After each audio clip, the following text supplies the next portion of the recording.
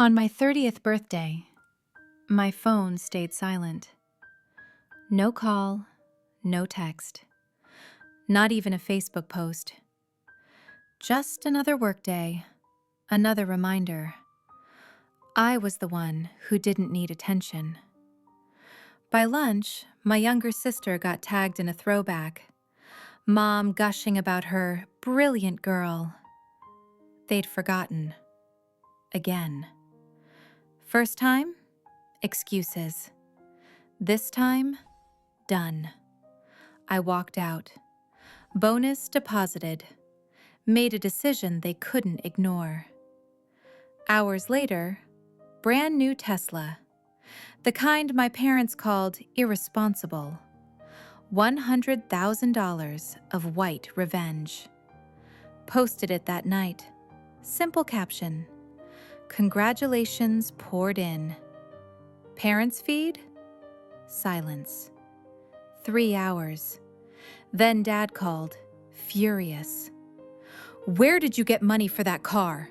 Family meeting, tomorrow. They thought this was about spending. They had no idea I'd been tracking every dollar they funneled into my sister's fake business. If buying a $100,000 car to get back at your parents sounds insane, wait until you hear what that meeting turned into. My name is Alex. I'm 30. I work in finance in Boston. And this is the story of how a spreadsheet, a luxury car, and one ignored birthday finally exposed the truth about favoritism. To understand why that call hit so hard, you have to go back to last Thanksgiving. I was 29, working insane hours as a senior analyst, making more than my parents ever had, and still, somehow, I was the boring, stable one. The star? My little sister, Chloe, 27, self-proclaimed wellness entrepreneur behind a lifestyle brand that existed mostly as Instagram posts and Pinterest boards. That night, we sat around the dining table. Mom brought out turkey, Dad poured wine, and Chloe walked in with a mood board and a pitch. She propped it on an empty chair, called it a vision for holistic living meets sustainable commerce. Dad slapped the table. This is brilliant! This is what we should be investing in! Mom snapped photos from every angle, posted them to the family group chat. So proud of my founder daughter. When I tried to share that I'd just finished risk analysis on a $300 million fund, saving my firm from major losses, my parents nodded politely. That's nice, honey. Sounds tiring. Then right back to Chloe's vision. That was the first time I felt how deep it went. I kept telling myself it was a phase, that eventually, results would matter more than flashy ideas. But the numbers started bothering me. Chloe was supposedly running a promising business, renting studio space in Cambridge, flying to wellness conferences, paying for branding and photography, but she had no investors, no real customers, and never seemed stressed about rent. A few months later, at a networking event, I was chatting with a venture capitalist. Chloe's incubator came up. I mentioned it casually, expecting praise. He laughed into his coffee. Oh, that place. It's basically a vanity incubator. Entrepreneurs pay through the nose to sit in pretty spaces and post pictures that look successful. Almost nobody actually raises money. My stomach dropped, but I kept my face neutral. On my way home, I replayed every time my parents called Chloe a genius, how they talked about supporting her dream. If she was paying for that incubator, she was burning money. If she wasn't, someone else was. As a finance person, I don't ignore patterns. Around that time, Dad asked me to help him set up online banking. Paper clutter stresses your mom out. That meant I knew which bank he used, how transfers showed up. I didn't need passwords to see the picture. Regular transfers, hitting Chloe's account, first of every month, always the same number, $2,300. I built a spreadsheet, because of course I did. 2,300 every month for 24 months. $55,200 in direct transfers labeled business support. Then there was what Chloe posted publicly. Her apartment in Cambridge, the entrepreneur lifestyle, marketing campaigns, conferences. I did back-of-envelope math, rent in her area, the incubator fee, travel, branding, roughly $98,000 of family money poured into this business over 3 years. $98,000 into a brand that had maybe $2,000 in actual revenue. Meanwhile, 2 years earlier, when I'd asked to borrow $15,000 for a down payment on a condo, my parents said no. It's better for your character if you do it alone. You're the responsible one. You don't need help. I took that, swallowed the hurt, worked 70-hour weeks until I could afford it myself. Seeing those transfers laid out on my screen felt like being punched in slow motion. They hadn't just forgotten my birthday. They'd built an entire financial system around my sister's fantasy and left me completely out. I didn't explode. I did what I always do. Collected data, documented everything. Built a quiet, airtight case in a folder on my laptop. By the time I bought that Tesla and Dad demanded a meeting, I already knew exactly how deep their favoritism ran and exactly how much it had cost. The plan to buy the car didn't start from impulse. It started like everything in my life, with a spreadsheet and a number on my paycheck. 2 weeks before that Facebook post, my bonus hit. $75,000 after taxes. More than my parents' annual income when I was growing up. I sat at my desk staring at that number, then opened a new tab. Tesla Configurator, Model S, long range, pearl white. Every option I wanted. $100,200. I could afford it, outright, without a loan. But this wasn't about practicality. This was about visibility. For years, I'd been the invisible achiever, the one they relied on but never celebrated. Chloe got champagne toasts for mood boards. I got, "That's nice, honey," for actual accomplishments. This car would be impossible to ignore. I clicked order, entered my bank details, watched the confirmation screen load. Delivery in 2 weeks. The day after my birthday. Perfect. When the car arrived, I drove straight downtown. Found a spot with the skyline behind me. Perfect lighting. Took the photo. Posted it. Caption: 30 looks good. Treating myself to something I've earned.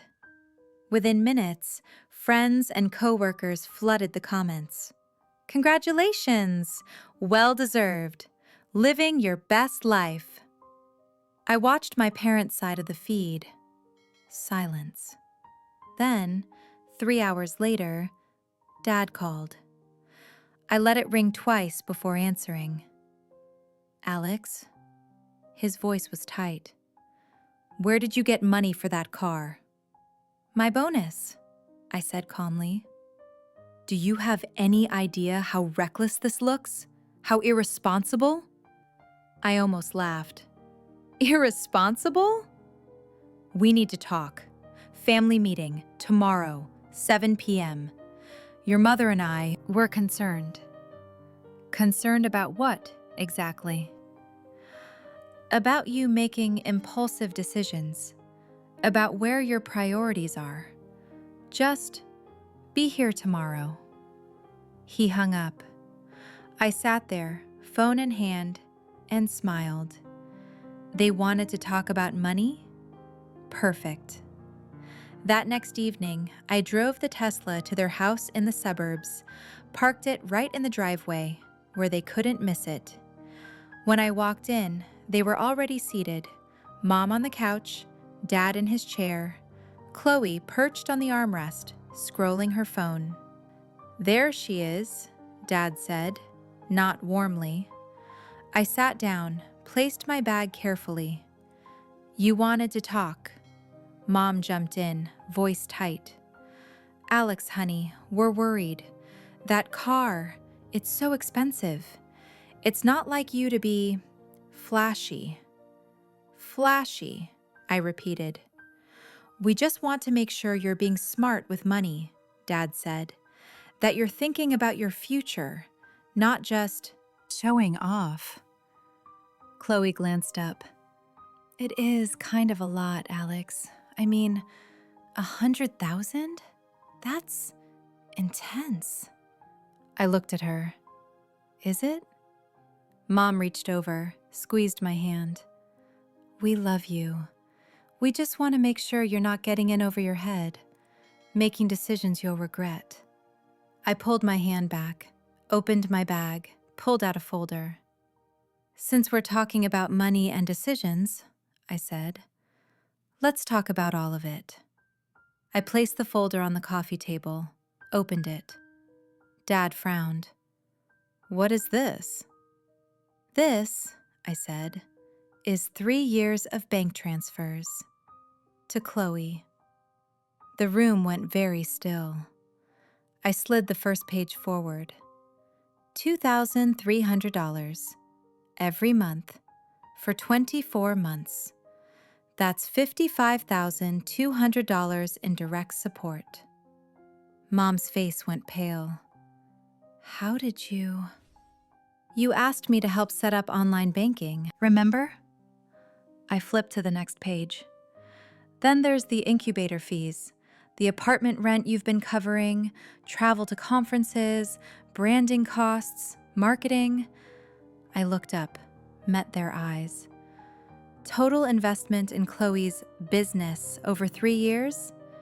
$98,000. Chloe sat up straight. That's supporting my dream. That's what parents do." "Sure," I said, slid forward another page. "So let's look at return on investment.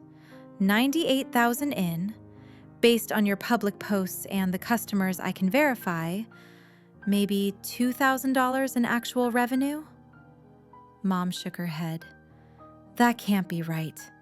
We don't have that kind of money to just throw around." "Exactly," I said quietly. "You don't. But you did it anyway. For her." I flipped to the last page, the one that hurt most to look at. 2 years ago, I asked to borrow $15,000 for a down payment on a condo, a real investment. You said no, that it would be better for my character to do it alone. Dad winced. "That's not fair, Alex. You were already stable. You had a good job. You didn't need help the way she does." I met his eyes. "So stability is punished, and irresponsibility is rewarded. That's the lesson." Mom snapped. "We're not punishing you. You've always been so independent. You never needed us. She did." I let out a breath. "I did need you. I asked for that loan. You said no. I called when I got promoted. You changed the subject to Chloe's latest idea. I sent you my bonus email. You replied with a thumbs up, then 10 messages about her brand launch." My voice started shaking, not with tears, with finally saying it out loud. "You built an entire financial system around her fantasy and left me to build my reality alone." Chloe slammed her hand on the armrest. "This isn't just about money! That incubator gave me connections, mentors. They said I was on the verge of real investors before the investigation, I finished. Everyone froze. What investigation? Dad's voice was sharp. I pulled out one more document, printed news article.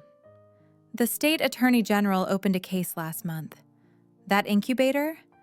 It's being investigated for fraud, hidden fees, false promises about investor introductions. I looked at Chloe. They weren't mentoring you.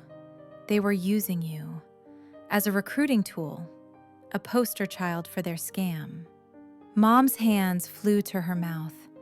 Dad pointed at me. Enough. You don't talk to your sister like that. This attitude, this resentment, it's exactly why we worry about you suddenly flashing money. $100,000 car, Alex. That's what irresponsible people buy.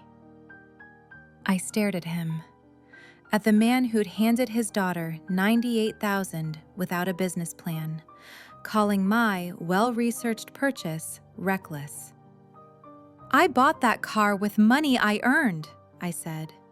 No one co-signed. No one bailed me out. No one sat at Thanksgiving and called me the future. I gathered the papers, stacked them neatly. Here's what's actually reckless. Sending $98,000 to an unprofitable business, telling your other child she needs to tough it up, ignoring every achievement because it doesn't fit your favorite story. The room went quiet. Mom sank into the couch. Chloe looked sick. Dad opened his mouth, then closed it. I stood, slung my bag over my shoulder. You wanted to talk about money? We did. Now you know exactly how much your favoritism costs. I walked to the door. Mom's voice, small behind me. Alex, wait, we can talk. We didn't know.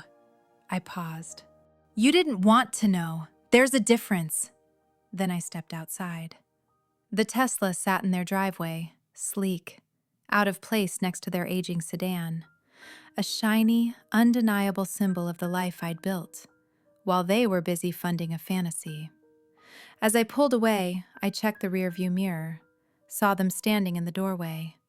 For the first time, the roles had shifted. They were the ones left in the dark, and I was the one finally driving my own story. 2 years later, I pulled the same white Tesla into a different driveway, this time in front of a glass building downtown. My firm's logo on it, my new title on my key card, Vice President of Risk Strategy.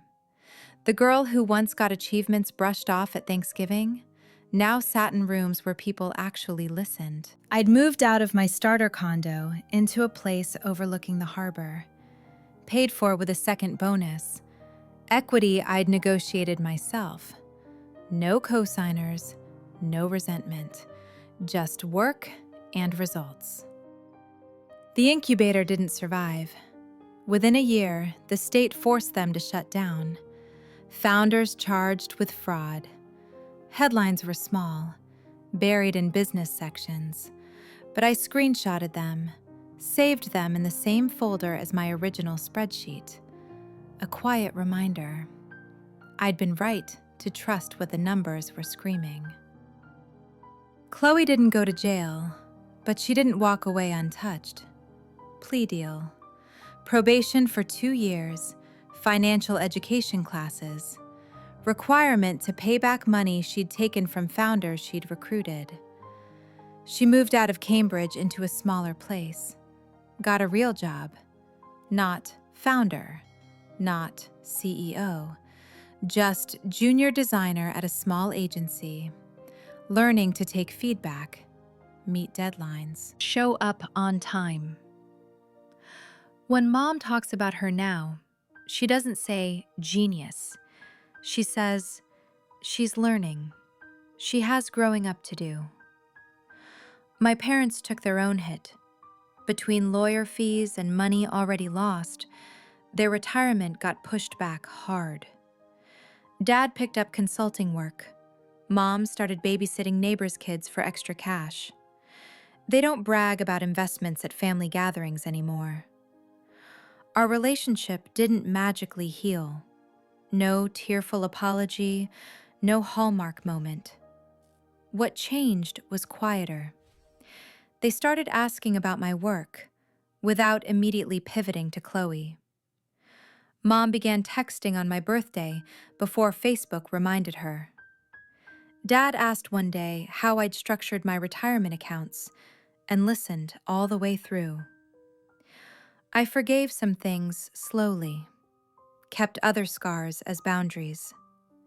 I go to dinner once a month, leave when conversations turn to guilt trips. Don't offer money. Don't co-sign. I'm polite, even warm sometimes, but the part of me that used to hope they'd see me the way they saw her, gone, replaced by something sturdier, self-respect. If there's a lesson, it's not that you should buy a $100,000 car for revenge, though I won't lie, parking that Tesla in their driveway was satisfying. It's that favoritism isn't just about who gets more attention at dinner. It's a pattern of choices. That teaches one child they have to be perfect and invisible, and teaches the other that rules don't apply. It breaks both of you in different ways. I spent years believing being strong meant accepting whatever was handed to me and being grateful I could handle it. It took a spreadsheet, an investigation, and a Tesla to learn being strong can also mean saying no. No to paying for other people's mistakes. No to shrinking yourself so someone else can feel bigger. No to families who only call it love when you're useful. If you've ever been the invisible child, the one they relied on but never really saw, hear this clearly. You're allowed to set boundaries. You're allowed to walk away from roles that hurt you. And you don't owe anyone, not even family, your lifetime of emotional and financial labor, just because they decided your stability made you less deserving of support.